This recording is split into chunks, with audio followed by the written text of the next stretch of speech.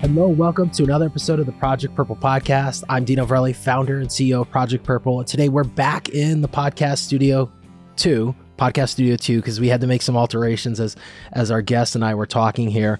We've got 2 studios here at the office, but I've got a special guest with us today on the podcast, coming to us all the way from the north, from our friends up in Canada, just outside Toronto, Gord Townley. Welcome to the Project Purple podcast. And we'll call you Gord because we're friends, but I know formally we want to call you Gordon. Yes, you can call me anything really that you'd like. Well, thanks very much. It's a delight to be here, and thanks for inviting me on. Well, I'm excited. I believe you came. So this is, and I know we didn't talk about this before we hit record, but so we've got a couple people on the team here at Project Purple that help with the podcast, and so sometimes I find guests via social media. Sometimes producer Sam finds guests, and now we've got some summer interns working with us. So they're out kind of scavenging the internet and social media, trying to find guests that they feel, would be a good fit for the podcast. So full disclosure, I think it was producer Sam. I'll give him credit on this. He does a great job with the podcast. I believe he found you. But when he sent over your bio, I was like, oh, this is so awesome, because I love having partners on. We've had partners on, and I say partners, someone in the pancreatic cancer space, raising awareness. But then I started to kind of dig into your story, and it was like so cool. And you've got kind of a personal connection to this and why you're doing what you're doing. So I'm really excited to have you on. So thanks for making the time. And with that, Gord, this is kind of the segment, as I mentioned before we record, where we hand over the mic to our guests to share kind of what brings them to the podcast today with our audience. And as I said, you can go as far back as you want. You can stay as high level as you want. I will be taking notes, but with that, the mic is yours. Thanks, Dino. I wonder if there's a skill testing questions at the end. I'll make sure I'm paying attention to myself, because I can go on. Anyway, yeah. So I'm Gord Townley, based just outside of Toronto. We run a cycling event, a bit of a mammoth cycling event. I don't mean mammoth in terms of number of people. I just mean in terms of sheer effort for people to participate. And it's called 7 Days in May. No tie into the movie. There's a country rock group in Canada called, I was going to say Blue Peter. It's not Blue Peter. It's a different thing. Blue Rodeo. And they have a song called 5 Days in May. And when I used to do my cycling spinning, I often listened to that song. And way back when we came up with the name, they were sort of the inspiration. Anyway, our background story is my mom was diagnosed with pancreatic cancer in 2009. I'd actually known a few people who had been diagnosed and unfortunately lost their battle prior to that. So had to go through the process with my mom. She actually underwent the surgery to help extend life, called the Whipple procedure.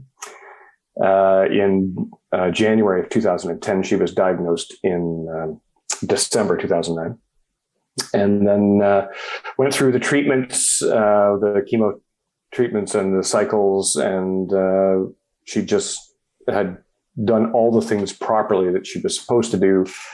In 2011, she was given the clean bill of health, and I remember it because it actually was on my birthday. And if you have an 80-plus-year-old mother, the big place to go celebrate that, at least in Canada, is a restaurant chain called Swiss Chalet. Think of I'm trying to go something comparable, but anyway, it's a budget chicken place, but it's very good. Anyway, maybe so Kentucky we had Fried Chicken, KFC here in the States, but not a whole bunch.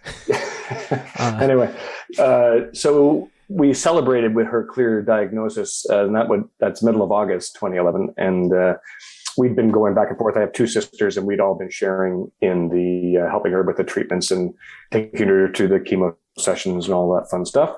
So she asked to have a couple of weeks break away from us, which I understand. And we saw her again on Labor Day. And she didn't seem quite right. And we monitored her through September. And of course, Canadian Thanksgiving is in early October. And she was over at my sister's place, and she really wasn't right. She'd started to bloat and looked like things were back. Got her back in to see her doctors. And then she was given her final prognosis on Halloween evening, that she was given a chance, maybe 2 weeks. And of course, if you ever knew my mother, she lived those 14 days to the day. And on November 14th, 2011, she died. And it was fine because we all had a chance to stay for a while. And I know you've got a personal connection to PanCan too, so you know what that's like once people start down that final path. And it was nice because the family came together and we wished her well. But after that, I was trying to think what we could do to help because, as you and I talked about beforehand, it's such a drastically underfunded cancer and cancer research. In the Canadian market, at the time in 2011, less than 2% of general cancer funding went to pancreatic cancer. And there was lots of big events. A very massive cycling event in Toronto called the Ride to Conquer Cancer, which raises like $20 million a year. But when I looked at it, I couldn't even choose an option to have it go to pancreatic cancer. So I thought, well, that's enough of that. Let's make it dedicated to pancreatic cancer. I had a brother-in-law who the year before had ridden across Canada with the kids cancer ride, which was really cool and inspiring. So I reached out to him and asked him if we were going to do something that was challenging and monumental and a little different from the other things. What could we do? What challenging ride would you like to do? And he said, I've always wanted to ride around Lake Ontario. So that's sort of what formed our thing. So we created a route around Lake Ontario. A quick Facebook poll told me that 7 days was the number of days people could do. And in 2012, in early May, a small group of us, because we could entice a lot of people to join us that first year, did that ride. And then it's kind of grown ever since. So from 2012 up until this year, 2022, it's been a single year event. We fought our way through the pandemic, just like everybody else. 2021 was a virtual event. 2020 was a controlled event. 2022 was back in person and it was fabulous. We just wrapped that up on June 3rd. And for us, it was our single largest year of fundraising. We will have raised over 300,000 once I let the cat out of the bag. We're just doing that magic tallying before, which brings us to a lifetime total of about 1.4 million. And given a single event, it's kind of created some momentum in the Canadian place. We've become Pancreatic Cancer Canada Foundation's largest independent fundraiser. So we're pretty proud of that, and we're happy to see where things are going and the awareness and all that fine stuff. So that's sort of in a nutshell is the story behind it. So you must know my good friend Michelle Capabianco pretty well then. I know Michelle very well. Yes. So I love Michelle. I know she's got her own battle at the moment. Yeah. But she's doing quite well, and yeah, for sure. And Michelle's doing very well. She joined us at the beginning and at the end, and we saw her through the week a few times too. So she and her team gave us a ton of help and have incredible cheerleaders to work with. Wow, so awesome. So I got so many questions here as I was taking notes, and I just wanted to throw that thing in there because Michelle and I have become good friends, I would say. It's actually the irony. I just talked to Michelle recently, support her in her fight if she's listening. Hopefully she is. But I also just had someone who listened to a podcast, believe it or not, Gord, from Canada, whose grandmother was going through some challenges with pancreatic cancer, and they needed a referral into, I think it was, I don't know if it was Montreal or somewhere in Ontario. And as much as, we do support groups from all over and everything, I just felt it was best to get Michelle and her team involved, which they did a great job in supporting the family and everything. So, I've gotten to know the folks over there at Pancreatic Cancer Canada with our involvement with the World Pancreatic Cancer Coalition, which is, all the groups in the world, fighting pancreatic cancer. We usually get together once a year. We used to get together in person prior to pandemic, and then the last couple of years it's all been virtual. Yeah. But I think this year, there is a schedule to get together. But Michelle is really a wonderful person, and she does a great job up there in Canada. Doing everything that they're doing. So it's just awesome to hear that name and know that you guys are supporting the efforts there with that group is just awesome to know. I love Michelle. She's a great person. Ball of energy and always upbeat, despite what everything was going on. And her team, by the way, is the same. And Ali and Julia and Amy that we work with so closely, they've been outstanding and great partners for sure. Awesome. So let's go back to the very beginning. So mom was diagnosed, you went through it, and then all of a sudden, this reality of what this reality becomes for a lot of families. Yeah. Was cycling something? I know you mentioned your brother had done something, but this sounds like, and this is kind of two-part here. So why the cycling? But then also, like, this is 7 days. Like, excuse me for my lack of knowledge on the geography here. So it takes 7 days to go around Lake Ontario on a bike. That's the obvious, right? Right. Yes. Okay. Some people do it in 5. Some people do it longer. It depends whether when we came up with 7. In the world of cycling, there's a thing called a century ride, and for my American friends, the 100-mile ride. That converts to 160 kilometers for us guys across the border. Basically, what we broke it into was 7 century rides, 700-mile rides, roughly. Wow. Rounding up, rounding down. So that each day you're on the bike for 6 hours or so as you pedal your way around Lake Ontario. And in those days, it was easy. You just kept the lake on your right. Yeah. It was nice. We do it a clockwise motion. We started on a Saturday. We'd finish on a Friday, and people got the next weekend back. So where that all came from, I had started cycling and doing some road cycling coming into this, for fitness and a variety of other things. And cycling was one of those popular sports that a lot of people use for cancer research. And again, I give kudos to Ride to Conquer Cancer. There was also a big ride in Toronto for the Ride for Hurt, which would bring in thousands of people. We didn't want to create that kind of ride. We really wanted a high touch, very personal ride. So we created something that would be a challenge that would require some dedication and some time. And we did it because, as you know, when people are in the battle against pancreatic cancer, or frankly, almost any cancer, it's a struggle. It is hard, and it changes their life. So what we wanted to do was create something that was a challenge that was doable, but would really get people to stretch themselves and do something that they hadn't done before. So really, unless you're a professional cyclist, you typically don't ride over 100 miles a day for 7 days in a row. So this is something that we thought would just bring a challenge to people and do something a little unique and create awareness. The first couple of years, as you can imagine, fundraising was pretty slim, but we did reach a lot of people through social media, Twitter and Facebook, etc. And we were reaching hundreds of thousands of people, and we got lots of inquiries and, this typical question, why are you doing this? And part of it was just to let people know how dire the situation is when you get diagnosed with pancreatic cancer. And as you know, it's less than a 10% survival rate over 5 years, which is by far for the top cancers, the worst measure. So it needs help. Yeah. So, I know Canada has a very, like, cycling is very popular in Canada. Maybe because I'm a runner. I know, like, cycling here in the United States, clearly during the pandemic, everyone had to be outside. Like, being outside was the best thing to do, right? Or the safest thing to do, we should say. So here, biking exploded. Anything outdoors in the last, 3 years here in the United States just exploded. But prior to that, I mean, don't get me wrong, there's century rides, and being an athlete myself, I consider myself an athlete in air quotes here on video. I know plenty of people who mountain bike, which has become extremely popular here in the Northeast and throughout the country. I think ski resorts realize, like, hey, we're open in the summer and we have these mountains. Let's send people flying down the mountains on bikes to make extra money. But then also I have a lot of friends also that, do triathlons and do a lot of street biking, right? Like do on paved roads and stuff, and we'll do the century rides.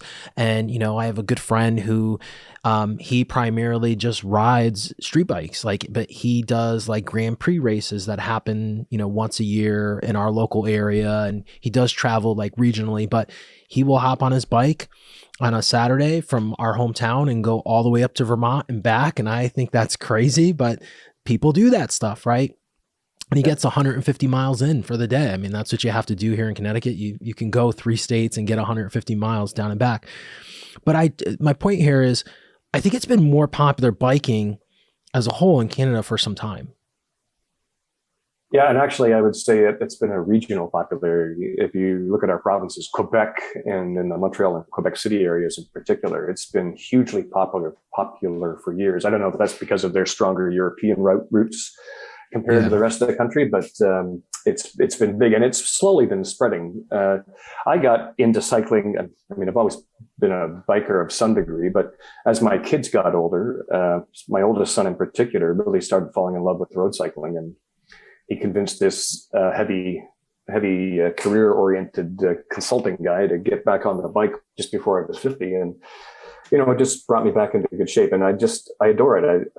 As I was saying, I got in about 5 minutes before our podcast because it was such a beautiful day. I had dropped my car off and was doing an indirect ride home, and it was so nice. I did it a bit longer than I originally planned, just because of the freedom, because of the outdoors. And today, a beautiful, sunny, warm day, not yet hot like Chicago and Detroit, but beautiful, sunny, warm day. And it's just a great way to be out outside, and obviously excellent for fitness and all that good stuff too, because you're paddling and doing all that stuff for a long period of time. So it continues to grow. And as you said, the pandemic was huge for everything, and maybe even worse in the Canadian market, because God bless America, you guys, when you start buying stuff, everybody throws it down there, and I understand why.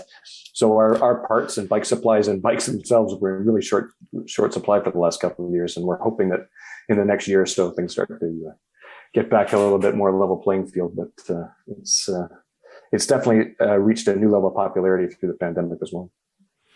Yeah, I think our supply, I think now you can find bikes depending on the bike, but I know for a while, for like 2 years, there was nothing to be found here. Yeah. I think, and people were, first come, first serve. I know many friends. My son got into mountain biking. He was able to get a bike. He wanted a particular bike, but he ended up settling on a bike that was traded in. But I know a couple other friends that do quite a fair bit of mountain biking. They kind of, I wouldn't say settled, but they either upsettled, on a bike that was maybe outside of their range that they didn't necessarily think they wanted to buy, but that was what was available. Or they downsized and, traded something in. There was a lot of that going on, I felt. But I think here in the States, like I know for a time, like even going into some of the big box retailers like an REI, or even now Bass Pro Shop, which is now selling e-bikes, which is kind of funny. Now, like I was just in REI and they have plenty of bikes. I'm not a bike guy, so I don't know, especially even Dick's. I was in Dick's not too long ago, like 2 weeks ago, and they had a lot of mountain bikes, mountain bikes. But again, I don't know. I'm not a mountain bike specialist. So, are they the best bikes to buy? No, but there's bikes available for kids and adults to get, which is kind of interesting because, for 2 years, you would walk into the bike section and all you would find is, maybe an air pump and, maybe some accessories and stuff, but no bikes at all, which is kind of fascinating. I want to get back. So the event itself, so this always happens does it always happen in the spring, like early spring, or I guess we're technically in summer. So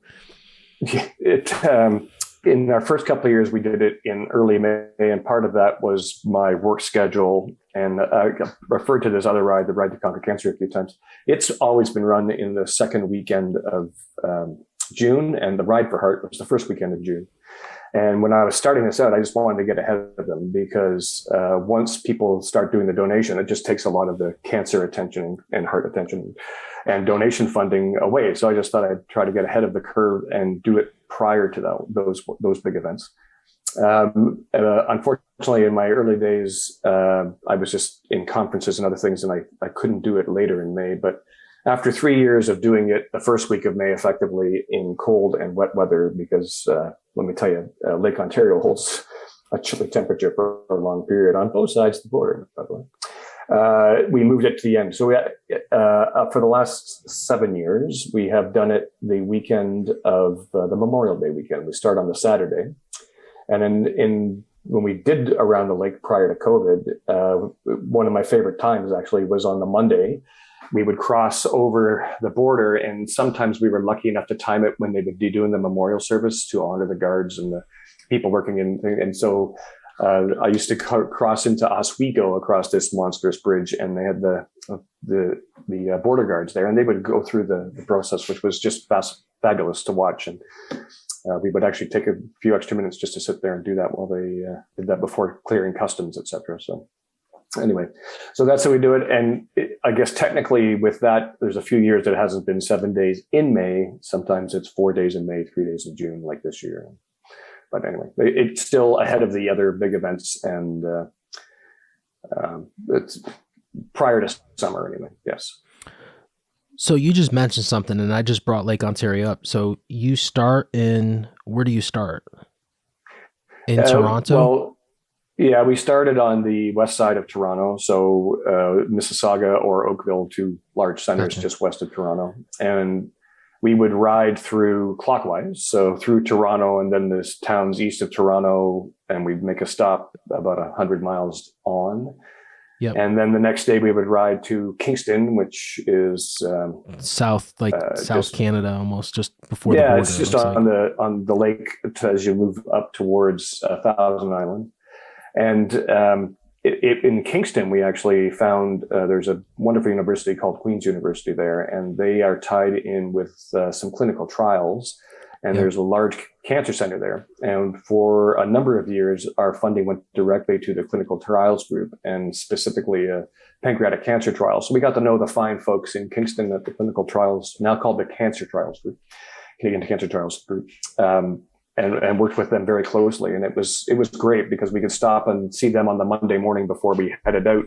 It was a work day on our side of the border.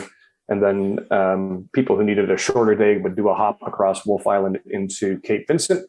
And people who wanted to stretch out their ride because, 100 miles a day isn't enough for some people, we'd go up to Ogdensburg and then circle back, and we'd stay in Alex Bay. And then we'd ride down the east coast of Lake Ontario, and we'd tuck around the south and get into Rochester, Henrietta, and then Niagara Falls, and then back home on the last day. So that was our old route. But once COVID hit and the borders were closed, riding in the province of Ontario the last couple of years, just to make it easier. The border crossings have still been kind of ugly. I know everything is settling down now, and perhaps next year we can go back around the lake, but it's just COVID. Yeah, with the borders, I know that's been a challenge. I know we experienced that with some of the large races that we do, right? Like there was a lot of stuff in terms of who can get into the country last year, in particular, until recently. I think just the other day, I think now they just took away like the COVID testing. So now you can come and go as you were prior to the pandemic. That's got to be pretty wild though, to be able to go around the whole lake. I never assume on this podcast, but I think for me, my first experience with one of the Great Lakes was in Chicago, and making that flight and landing in Chicago and actually seeing waves crash on the street, and realizing that the Great Lakes are for us, because we're so close to the ocean, look a lot like the Atlantic Sound. They're not the lakes where you can see kind of the other end, and there's no waves or no currents, and sometimes you can see the bottom. If you go out there on a boat in the middle, like these are massive. So if no one, if our audience listening, and this is where I think this is just such a cool thing here, Gord, because I love being outside, and like I said, I've been really blessed to be able to be on the Great Lake and see, but hearing you talk about like riding around the Great Lake just gets me excited. And I just think the whole thing is just really awesome, because you have the beauty of the natural environment, and then the reason why you're doing it. And something that I want to get back to, but I do have another question about this whole experience. So you're breaking this up, which I love, into 100 miles, the 700-mile rides. But now when you guys stop, and I'd love to hear like when this first began, because I'm sure it's evolved a little bit. Are you guys camping out? I did see a picture, and I thought I saw like bags on the bikes, because I assume in the very beginning, like, I don't know, I'd love to know in that first year how many people actually did it, and like how you guys did it compared to this latest evolution. Naturally, I know there were some changes because of the borders and stuff, but I've got to imagine maybe it's evolved or maybe it hasn't. Yeah, it's changed dramatically, but we actually took a picture this year of the original 6. So the first year, only 6 people I could convince to come around the lake. And it was quite an experience, let me tell you. And a friend and some people from the family that also got into cycling said, sure, how hard can this be? We found out. We do stay in hotels. budgetary motels, nothing Yeah. particularly fancy. If you're ever in Alexandra Bay, stay at the Otter Creek Inn. Those people were outstanding to us I over the love years. it. We haven't seen them since 2018, but we found great towns with really wonderful things, quite often tied into the Comfort Hotel chain, Choice Hotel chain, quality and choice, comfort and that sort of thing. And our planning just evolved year over year too. You talk about the size of these lakes, and yeah, you're doing a trip of actually a little bit more than 700 miles. One of the things these big open bodies of water have is a lot of wind. So the cyclists hate too much wind. So we learned quickly how to manage around the different wind gust areas around the lake. I mean, there's always a day something blows in, but for the most part, we changed our route in each of the first 3 years to avoid some of the wind tunnels that we would hit and avoid Lake Ontario right on the shore. We actually followed the Erie Canal route for a good chunk through upper state New York. And just because inland, it was just so much calmer. I will also say, by the way, a shout out to the people of upper state New York. When we do the ride, sometimes over the years, we capped the full 7-day ride at 30 people because we still wanted a close experience and let our volunteers manage it. And our event's entirely volunteer led. Nobody's paid anything. Everybody gives up a week of their time to make this thing work. So when we're doing the ride, sometimes you're going to get groups of 5 to 10 cyclists riding together at a time, a thing they call a peloton. I found in upper state New York, almost to every driver, they would give us room, they would honk at us, they would cheer at us, some people just pull over the side of the road ahead of us, wave us over. What are you doing? Why are you riding? Oh, this is awesome. Here's $50. I don't care about a receipt. This is just a great thing. And we found all through upper state New York was outstanding and very welcoming to that. And everybody talks about the friendliness of Canadians. If we're going to get honked at negatively or buzzed by, it happens more often on our side of the border, to be perfectly frank, because people are like, I get off the road, I get stupid bikies. We get that more on our side. I got to say, the American Friends were great, very welcoming, really supportive, and just gave us a ton of respect on the road, which was outstanding. I've missed that part of the ride since 2019.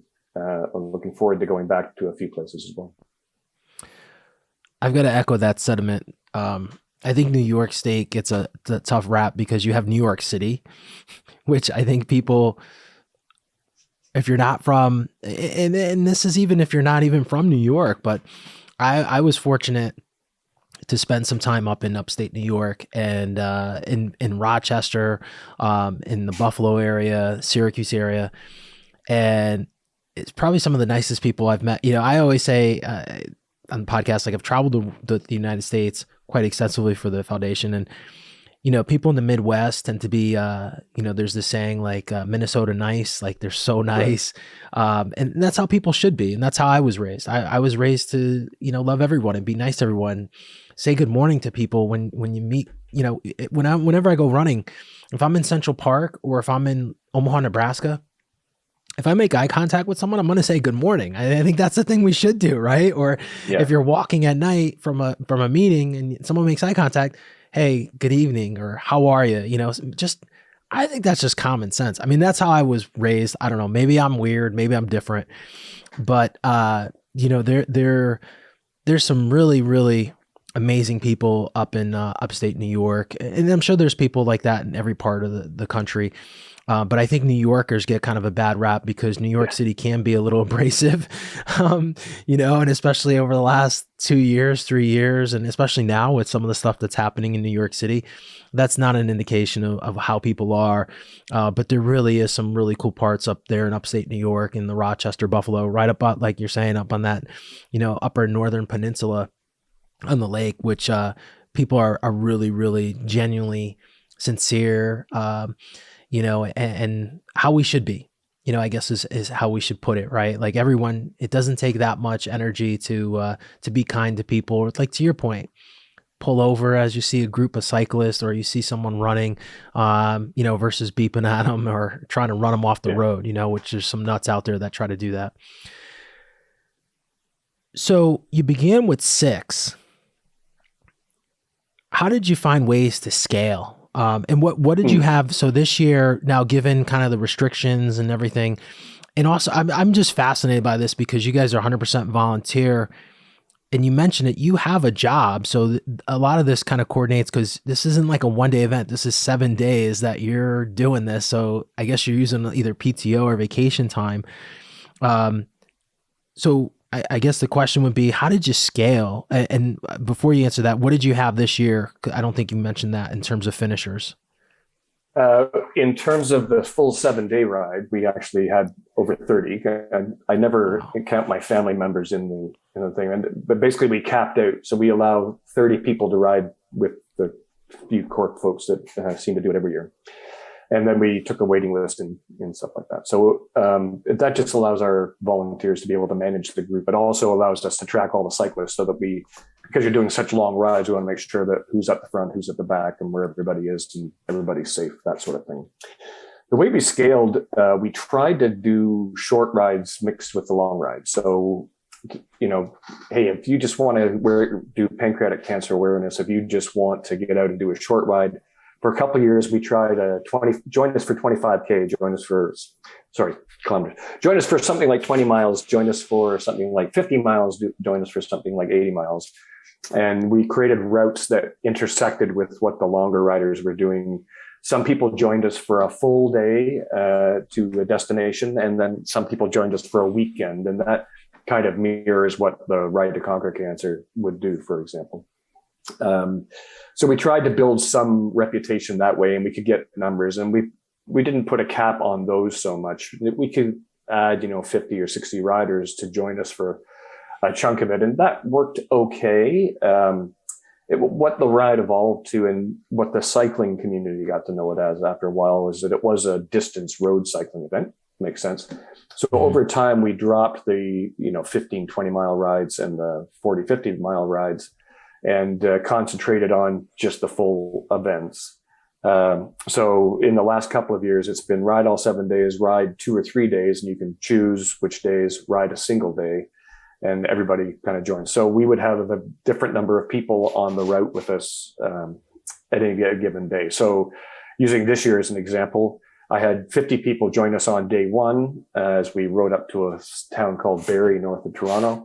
I had 50 people join us on day 7. And then we had in London, Ontario, which is a wonderful university, my alma mater, University of Western Ontario.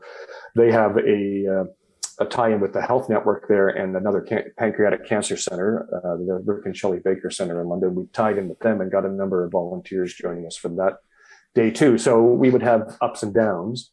As a ride, we identify the 7-day riders a little bit differently. They have a fancier kit and jerseys, and everybody else can get a different looking, always purple, obviously, jersey for the day or 2 or 3 that they ride. And that's been our pattern. Obviously, with COVID in 2020, we introduced a virtual ride if people wanted to do it. The first year was slow. 2021, actually, we had over 100 people join us from all over the place. Couple in Alaska, a couple in Georgia, a number across the Canadian. We're actually coast to coast from Newfoundland to British Columbia on the thing. And we had a reasonable fundraising year. As the world became more normal, our virtual pickup this year was a little bit less, but it was still nice to have people follow us and cheer us on from a variety of cities across the country, et cetera. And still from Georgia, by the way. So we have a good fan down there. That's awesome.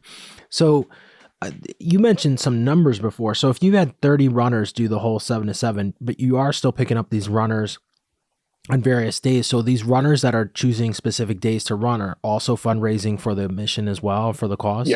Yeah, we would awesome. ask, they have a registration fee to join us. And then we ask, depending how far they ride, if you're just doing a day, if you could raise at least $250. If you're doing a weekend or 3 days, do $500 to $700. If you're doing the whole week, do $1,500 as a minimum. But to be honest, as people find out what you're doing, the donations going up because you're doing 7 days at 100 miles plus a day. Yeah, it's kind of crazy, right? So then it gets people to do it. We also became quite a sticky ride. So once people did it once, they may take a year off, but then join us a year later. So we had a lot of return cyclists, which was excellent. So we knew that we had created sort of a family feeling kind of event. So people would come back, and they'd obviously have to go back to their donors to raise funds, etc. And we had great support with that over the years, and really delighted with how many people stuck with us over a period of time. So wild. I'm just like in awe of this. This is awesome. And you guys are 100% volunteers. So you do this on your spare time. Yeah. You know, you've got a job. So this is a lot of work. I mean, I know how much work it is full time, but to ask, volunteers and now my mind's spinning with like logistics, like, I think this is the other thing, just like we putting on a road race, let's say a 5K, you're going from point A to point B, and you kind of contain everything in that 3.5 miles or 3.2 miles, right? Right. And even like a half marathon, okay, 13, even a marathon, 26. When you're talking about 700 miles of land, you're talking about logistics. You're talking about like, I know cycling, they're moving. I'm sure you have to have, chase cars and backup cars with, we were talking about parts before, about, I can't fathom. I mean, you probably have to have like enough tires for everyone just in case, right? Spares upon spares, and then first aid, God forbid something happens if someone bails or road rash or whatever that may happen. And then, you mentioned before, this is 6 hours. I know in a marathon, some people, it does take them 6 hours to do the marathon, but there's nutrition every mile, right? So I know bikes do carry, cyclists will carry like the little pouches or whatever, on their bikes or on themselves with nutrition. But again, you're not just eating a banana and some Gatorade, and it's also 7 days. So at the end of the day, then there's recovery. Well, this is the other crazy thing that probably people don't think about, like recovery, right? Being sore, ice, pain management, nutrition, because that's a huge key in recovering here. And oh, by the way, you guys are not all professional athletes, so I'm sure there's probably a little bit more recovery. But this is normal people doing amazing stuff here. And so I just hope our audience, I know we're joking here a little bit, having fun in it, but this is wild. This is amazing. Like, you have ordinary people biking 7 days, 100 miles every day, to understand all the things that go into this. And okay, so we haven't even, that's the event, but now, like, it's not like someone just shows up, Gord, on that first day and goes, "Hey, I'm ready, man." Like, they haven't done any training beforehand, right? Like, it's probably not advisable to have someone show up that hasn't gone out on a century ride just yet, right? Yeah, for sure. We, again, things you learn over the years, but I'll talk a little bit about the logistics. Basically, in the last 8 years, my wife has taken that over. I think it started out of frustration because I wasn't as focused on details as she would be. But yeah, so as part of our package, we make sure everybody has a proper breakfast, and we always make sure there's lunch. We also have a variety of snacks and refreshments and stuff on the route. We basically have 5 vehicles that go with us, and they leapfrog each other to make sure that at least every 25 kilometers, every 15 to 20 miles, there's a rest stop if people choose to take it, that they can, get a bar, refresh their water, get some Gatorade or other type of electrolyte in their system, and then just keep the calories coming in. Because on a ride like this, depending on your size, I'm a larger guy. I'm like 6'2" and somewhere over 200 pounds. I would burn almost 4,000 calories in one of these rides. So you have to keep doing it, and you can't do that day in and day out without a consistent food intake, right? So you have to manage all of that. So we basically, unless it's a torrential rain day, we have picnic style lunches set up at every place, and we always have a couple of vehicles to go up with that. You talked about spare parts. We do always have a vehicle that is dedicated to maintenance and spare parts, tubes, tires, obviously pumps, and just little things like that to keep things going. Big events, if a bike really suffers and breaks, we try to get the cyclist to a bike shop to see if they can get it repaired. We can't do everything. And it's every year there's usually something that happens. But yeah, the logistics are fascinating. And then you also have to make sure the hotels are ready to take a group that needs 25 to 35 rooms, that there's restaurants that are ready for us. We don't cover the dinners as part of our things, but the cyclists, even though they're riding together for 7 days, tend to like each other. So they like to go out for dinner on groups. So we usually give restaurants a heads up that this could happen and that they have to do it. So yeah, the logistics are interesting. And we definitely grew with that over time to understand what's required to do that.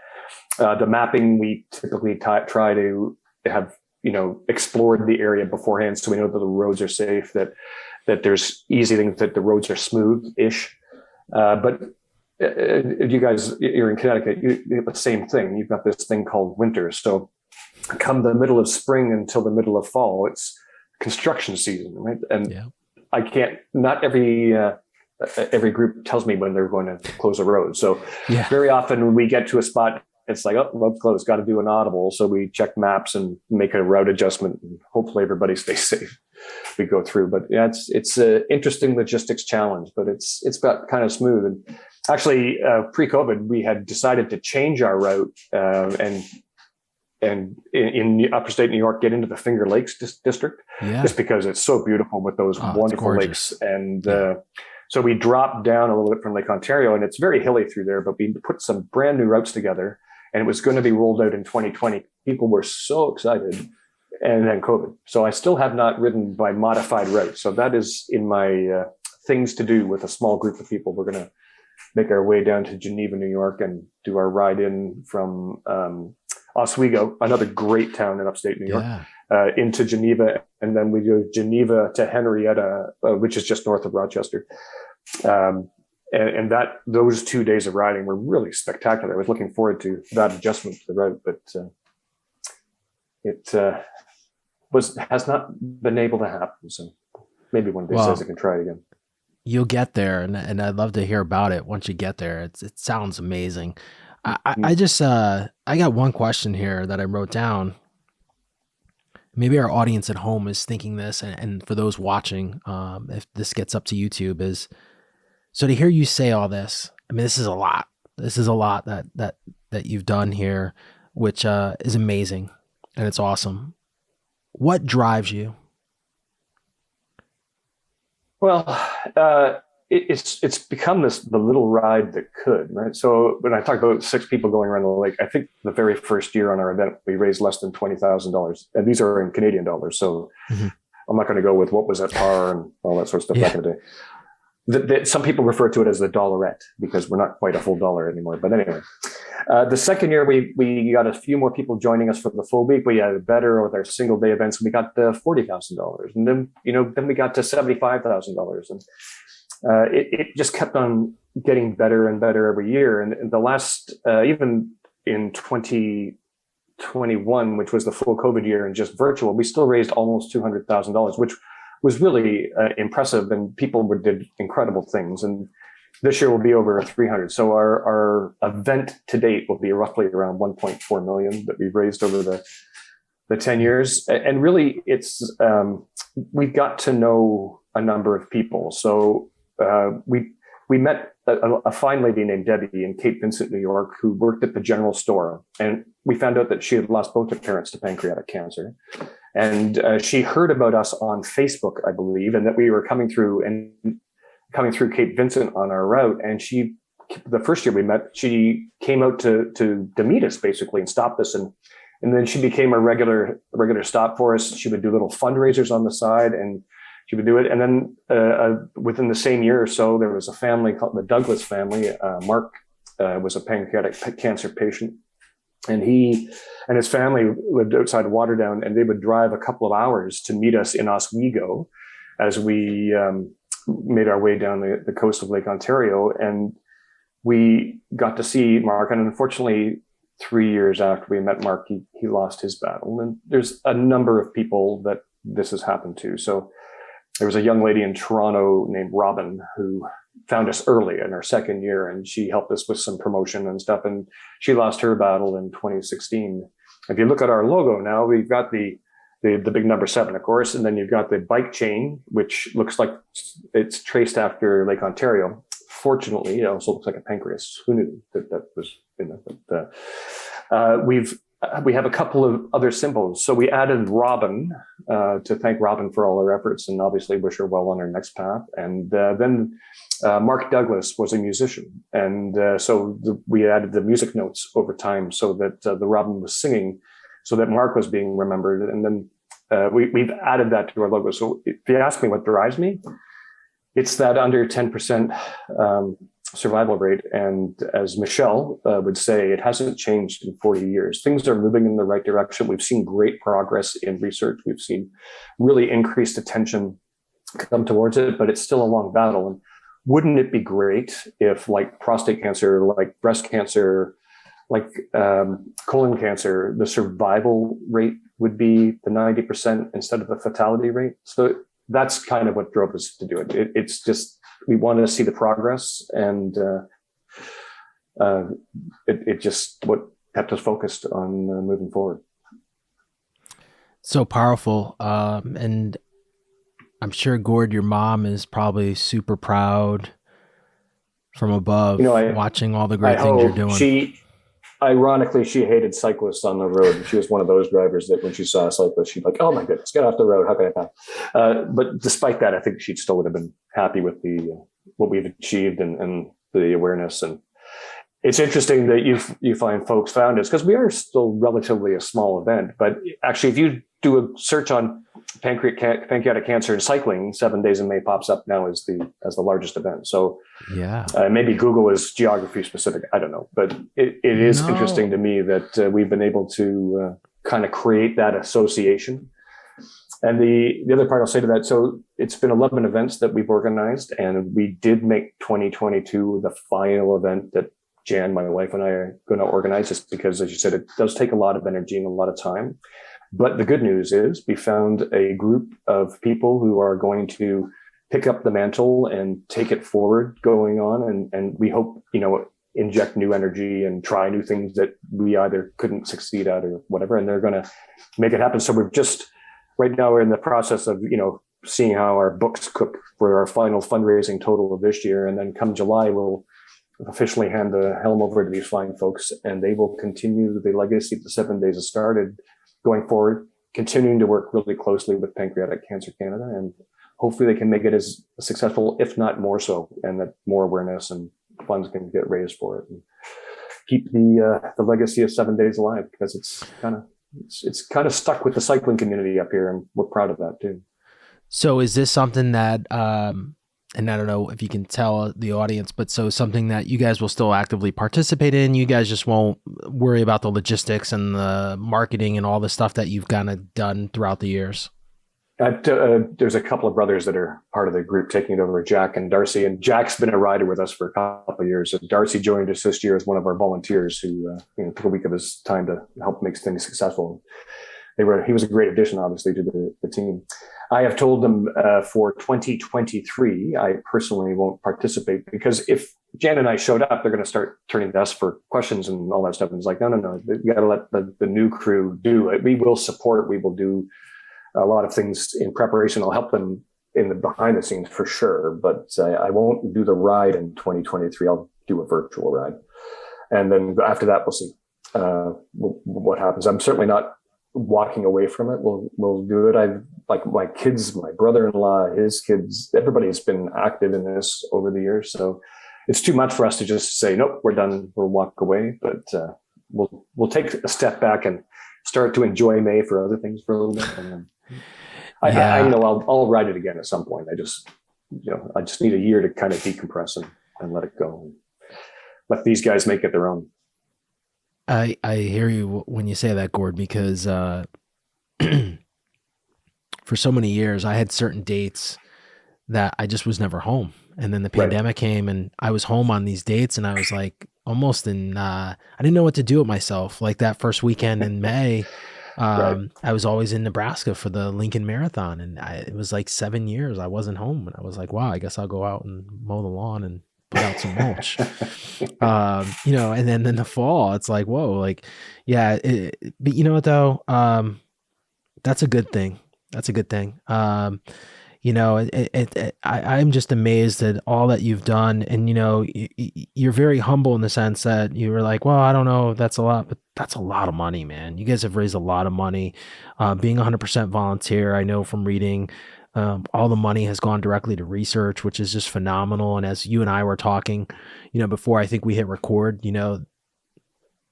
this disease is really complex, but I think there's a simple solution. And I think we can all agree on this is we need more money. More money. And early detection, as you said, is so critical because it's so hard to notice this particular cancer, how it starts to manifest. But the more money that we can raise and put towards research, I mean, this thing can change really quick overnight. I mean, we've seen this. Yeah. I mean, look at what with COVID, and I'm not here to debate the science of it, but there was a lot of money put in, and there was a lot of things happen in a positive way in a very short period of time. Naturally, things evolved and things have changed in the sciences, but that's science. It's always evolving, or people are always learning, but you need money in order to do those things. And that's the one thing that's, I guess for us here in the States, I get uber frustrated with that because I'm like, damn, man, like, wow, like look at what they did in like a year, like whatever it was, warp speed or whatever it was called, whatever administration. But like, how come we can't do that for pancreatic cancer? We need, 500 million, that's the magic number, or 50 billion, but we can do that and we can change so many lives.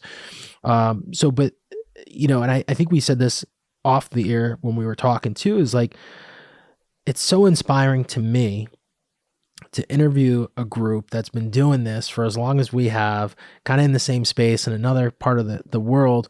And as I said, the more groups that we have in this space and the more people that rise up and help raise awareness and help raise funds, the quicker we get to that, that number potentially, and also creating change across the board. So it's just inspiring. And I just thank you for giving us the opportunity to have you here on the podcast to share what you're doing. I've got two things left for you here.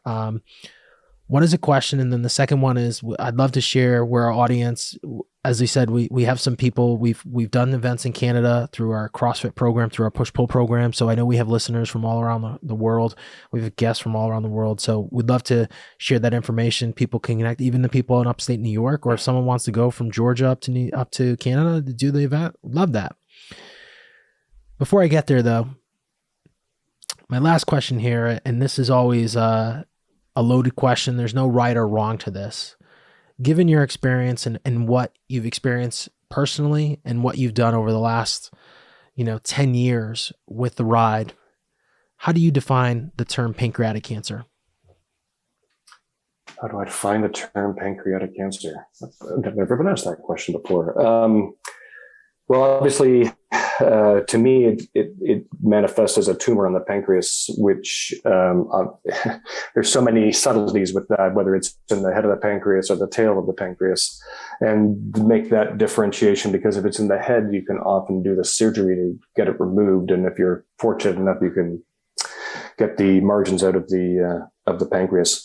And the pancreas being part of the gastrointestinal chain, the nastiness of this is the connection with the liver, the connecting with the kidneys, and obviously the abdominal fatty area that's in there, because the pancreas is so integral to everything in there. So any tumor that sits inside the pancreas is there.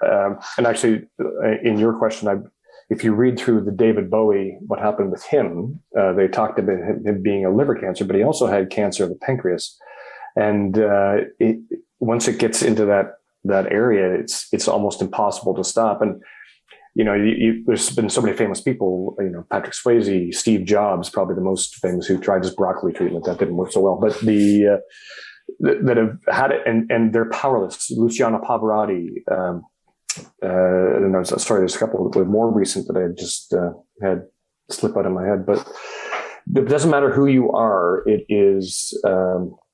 It doesn't care if you're rich, if you're poor, if you're healthy, if you're unhealthy. There are some tendencies about smoking and overweight that some people have got it with. But as you talk, there's also genetic factors and completely random factors that cause people to get this disease. And if you get a tumor in your pancreas, first of all, it's very hard to detect. And the symptoms are very mild up front. And by the time it's detected, it's typically at stage 4. And as soon as you hear cancer in stage 4, we know what that means. So, yeah, the non-benign tumor on the pancreas is how I would define it. But the impact of the whole body is just a devastating thing. I would love to see survival rate get up 12% in the next couple of years and 15%. That's sort of the things that kind of drive me to stay involved with this. It's powerful stuff, and I hope we get there. But I do know this with people like you, families that are investing their time as volunteers to help raise awareness and put on these events. We're going to get there a lot quicker. We just need more of you guys. We need to replicate you, Gord, and your family, and like do it tenfold, and have these events over every Great Lake. How crazy would that be? Here's an idea for you, Gord. This is where like these great ideas come from. Do this on every Great Lake. I don't know if you've looked at Lake Superior. That would be a 2-week ride for sure. It's a big lake. I think we could get some people to ride for 2 weeks though, right? Like, I guess we'd have to figure some logistics out, but there's an idea for us.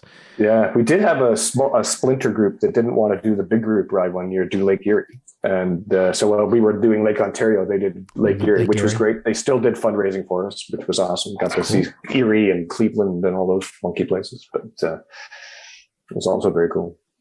Cool. There might be an idea in there, Gord. Last thing here, audience listening at home, someone in Canada, someone somewhere else, they want to learn more. Where's the best place to find out more about the event and what you guys are doing in 2023 and also here in 2022? I know you mentioned Facebook a bit, so. Yeah, we definitely have a Facebook page of the number 7 Days in May, one word. Our website is the number 7 daysinmay.com.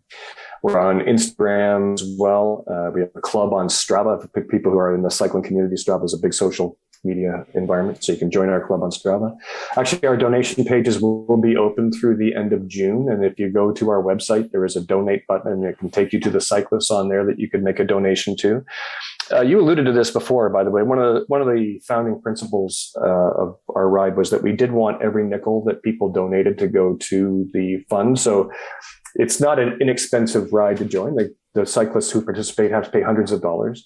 And we have great sponsors like Ernst & Young and a little company that I used to co-own with a friend of mine called Focus Services. And we've had other great people who give us money to help us operate the ride.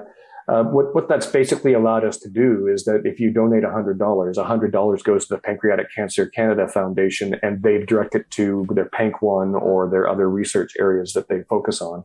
So there's no administrative costs in that. So when I say we've raised over $300,000 this year, that will entirely go into pancreatic cancer research and goes right to the fund. We don't even touch the donation. Pancreatic Cancer Canada actually hosts our donation pages, and there's no flow through. We don't take a skim off the top, and it is entirely 100% volunteer oriented. Everybody donates their time. It's just incredible. We're really proud of that. And Jack Darcy and team are promising to keep that going forward. So it'll keep on doing it. It's awesome. I love hearing that. And, as I think I mentioned, the world's in a weird place right now. Yeah, sure. But I always say, go to a marathon, go to one of these charity events, and you'll be humbled at not only people's perseverance, but humanity. And how people truly are, right? Donating time and energy, to help so many amazing causes. Clearly, we are both selfish in the sense that we would love to see everyone do something for pancreatic cancer, but there's so many amazing causes. And, just go out there, get off social media, put your phone down and just open your eyes at one of these events, and you'll have kind of a real touch of reality of what real life is really quick. My favorite part of the ride, by the way, is on the last day as we roll into this big park in Oakville, and you see all the riders who've been doing it, even the 1 or 2 day riders who joined us at the end of the ride, and everybody's giving each other hugs, and there's lots of tears, and You talked about everybody's so proud of their accomplishment, but they're also so excited to be with a group of like-minded people who have given up so much of, their vacation, for example, for a week of their vacation to do this run, and just the camaraderie and the mutual respect that flows. And you're right, it re-cements your belief that people are genuine good folks, and despite all the craziness in the world, there's good things being done by some normal, ordinary people, and it's very uplifting to me. Powerful stuff, Gord. Thank you for being a guest on the Project Purple podcast and for all you're doing for the pancreatic cancer community. Well, my pleasure, Dino. Real nice to meet you virtually. And one of these days, maybe I'll get to one of these conferences and actually get a chance to shake your hand and give you a hug and see how the things are progressing. And maybe that survival rate will keep inching up every year, and we, see that progress. We'll keep pushing. Thanks, man. Thank you. Thanks for listening to another episode and watching an episode of the Project Purple podcast. If you like what you hear or saw today, feel free to like this episode, follow us wherever you listen to podcasts or watch us on YouTube, follow us on our YouTube channel. That's a wrap of another episode of the Project Purple podcast. Until next time, please be safe.